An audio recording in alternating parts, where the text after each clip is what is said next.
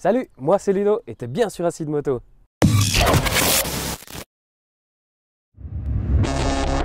Aujourd'hui, je suis allé à Yverdon pour voir les pilotes de PK Racing Team. 3 acharnés de la poignée qui font leur preuve sur circuit en endurance et je peux te dire qu'ils rigolent pas ces jeunes. Encore une preuve que notre beau pays fait germer des graines de vainqueurs. Et voici leur interview.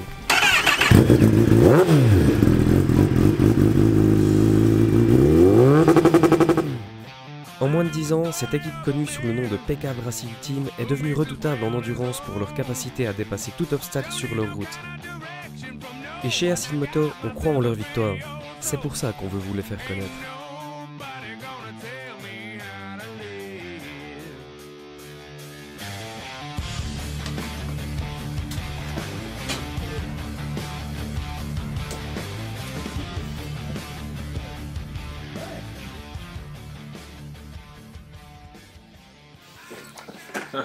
Bonjour.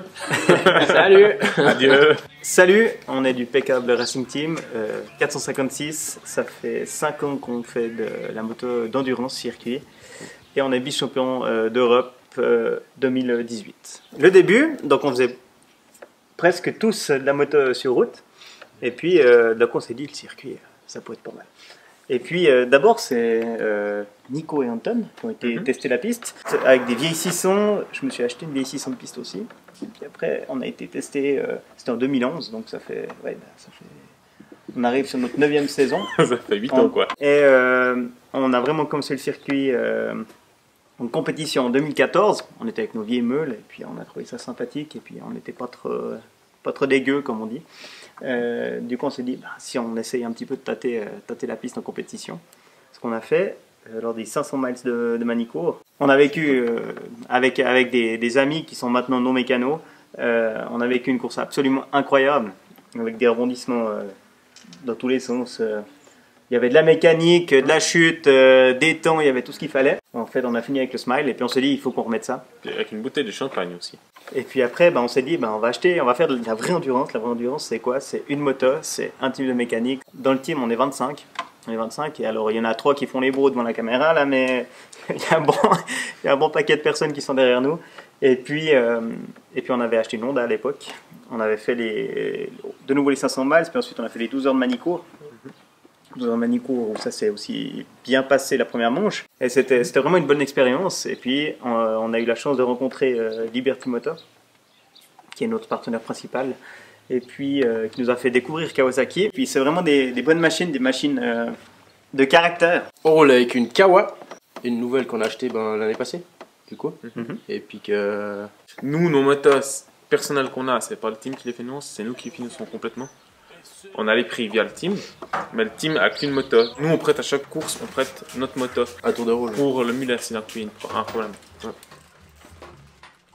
Alors, il y a l'aspect pure moto, mais il y a l'aspect staff, équipe.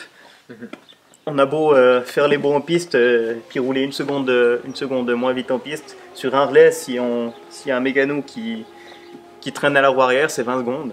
Et puis 20 secondes, c'est une seconde à gagner quasiment au tour en piste. C'est vraiment un tout. Et puis c'est vraiment plus on fait de course, plus on se rend compte que c'est une machine qui doit être bien huilée partout, non seulement les pilotes en piste. La machine doit être fiable, doit être rapide. Et puis tout le staff à l'intérieur aussi. Et ce qu'on oublie aussi parfois, c'est tout ce qu'il y a derrière encore. La compétition, c'est tous ceux qui font la nourriture, qui nourrissent 25 personnes. Donc à l'aide de cuisine à gaz qui sont improvisées tel le camping. C'est vraiment un univers, un monde. Et même à certains niveaux, il y a un aspect encore moteur. C'est-à-dire que d'un box à l'autre, on se prête des pièces, on échange, c'est vraiment une ambiance sympathique. On n'est pas un team où on a beaucoup d'argent, c'est pas un gros team, une grosse structure avec 250 000 francs de budget. On a un budget, on estime à 70 000 voire 80 000 pour la saison, mais on n'arrive jamais à l'avoir, autant avec les sponsors, leur pas de soutien qu'on fait. On a une entrée d'argent financière, mais il manque quand même toujours un bon bout. Donc nous, chaque pilote, on met de notre poche. Nos motos qu'on a pour l'entraînement, c'est nous qui les payons nous-mêmes avec nos propres sous directement. Mais le team, il a vraiment, cette moto-là, elle appartient au team. Donc les endurances, ça appartient au team. Et quand on va sur une grosse course, on met chacun de notre tour à disposition de notre moteur pour faire office de mulet s'il y a un problème, ou s'il y a besoin de pièces, on démonte souvent, quand on fait des grosses courses, on démonte une partie de nos motos pour prendre en pièces, pour éviter d'avoir une grosse masse d'argent qui est sortie en fait. Cette année, on est soutenu par Kawasaki Suisse, donc ce qui nous permet de faire 2 grosses courses d'endurance. On va faire les 24 heures de Barcelone dans un premier temps, pour se refaire la main, et puis prendre la revanche sur une ancienne course qu'on avait fait, puis que la moto avait fini coupée en deux à 11h30 de course. Donc c'est une revanche pour tout le monde, donc on se réjouit d'être là-bas, et puis on va s'inscrire au bol d'or, et puis après on verra si on sera pris ou pas, quoi. Ça c'est le but, c'était le but ultime du team quand il a été créé, de faire une mot championnat du monde, et puis là, cette année on devrait pouvoir réussir à toucher notre but, quoi. C'est vrai qu'on a énormément de chance d'être suivis par des entreprises, par des sponsors. C'est toujours difficile dans les sports mécaniques. Donc Liberty Moto, ça fait quelques années, on va dire, qui nous a permis de franchir un cap. C'est vrai que son soutien par un garage moto et par des marques comme Kawasaki Suisse, c'est compliqué. C'est compliqué d'arriver à un certain niveau. On a beau se cracher dans la poignée, voilà, il faut quand même que ça suive.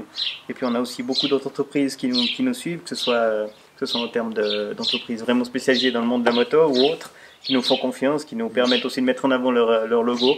Mais c'est par ces petits partenariats qu'on arrive à aligner en guillemets les pièces du puzzle pour arriver à notre objectif final, qui est de montrer que des petits Suisses qui mécaniques dans une écurie, ils vont mettre la misère à tous les autres mondiales. Putain, d'habitude t'es toujours un peu pessimiste, ouais, mais là... t'es pessimiste, mais alors là t'as donc en fait, un élan de... Vu que t'es dans ce rythme-là, moi j'ai une autre proposition, c'est que vu qu'on fait le bol, si on est pro bol cette année, on gagne le Barcelone. On fait le top 5 au Barcelone, puis on fait le mondial d'endurance 2019-2020, donc on va faire aux 24 heures du Mans, sur Rockering, et puis à Barcelone. Une chose après l'autre, hein. Putain, c'est beau, il a optimisé. Ne pas péter plus haut que son cul, hein, comme on dit. Hein. Ah, mais c'est toi qui as dit. C'est toi qui vient de dire. On va leur mettre la misère, c'est tout. Ouais. Que ce soit dedans ou à côté du box. Hein. Ah ouais, alors, autant de réparation, ouais, peut-être. Avec leur Kawa, la team PRT est prête à tout pour le titre, et ils en ont la capacité. Un petit truc sympa serait de les suivre sur les réseaux sociaux, et pourquoi pas participer à un souper de soutien. Et gaz!